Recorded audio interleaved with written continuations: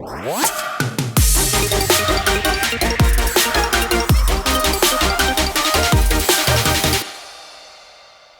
my name is Luke McFadden. I serve as pastor of Christian Neighbors Church in Waukegan, Illinois.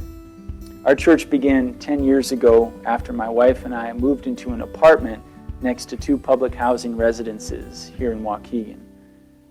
Our neighbors in those buildings helped us start what became a raucous and oddly fruitful Bible study, and that was the foundation of our multi-ethnic church.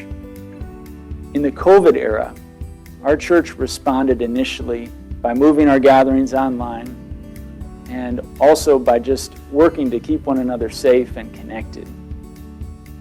What we didn't realize was that many of our chronically and newly unemployed neighbors couldn't take the advice that we were receiving, the advice to stock up on food and stay home.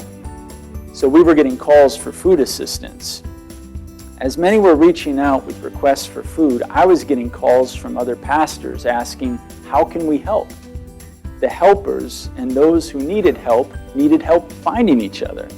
So members from our church went to work. Some knocked on doors in their public housing buildings to assess needs. We saw others recruit volunteers to drive in groceries. Everyone worked together to transform our sanctuary into a makeshift food pantry. And in this space where we were used to praying and singing, God led us into a new pattern of worship.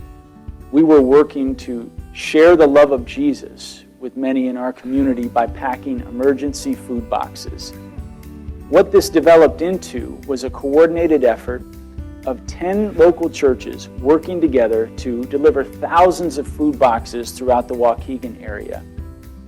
We saw God move in power.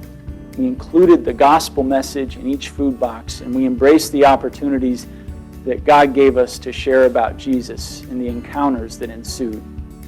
What I praise God for the most was that the line between giver and receiver was blurred. Many people who were receiving food boxes helped us out a great deal. In fact, some provided the crucial leadership that was necessary to make sure those with the most salient needs were being served.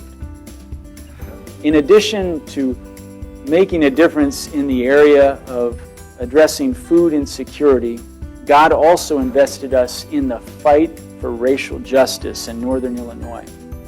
After the tragic death of George Floyd, we saw a succession of peaceful protests interrupted by one night of rioting and looting. And after that night, social media was buzzing with posts that were fostering fear, confusion, and rage. God's people were reaching out to me and other pastors, wondering how should the people of God respond in this moment. So I connected with these other pastors and we prayed. We sought God's direction and ended up planning a rally for change. At that event, hundreds of people gathered outside a local nonprofit, and we prayed together. We worshiped together, and we also engaged in a peaceful demonstration in which we together decried the evil of systemic racism. At that event, we were joined by our mayor. We were joined by other elected officials. Other city leaders also participated, including high-ranking members of our police department.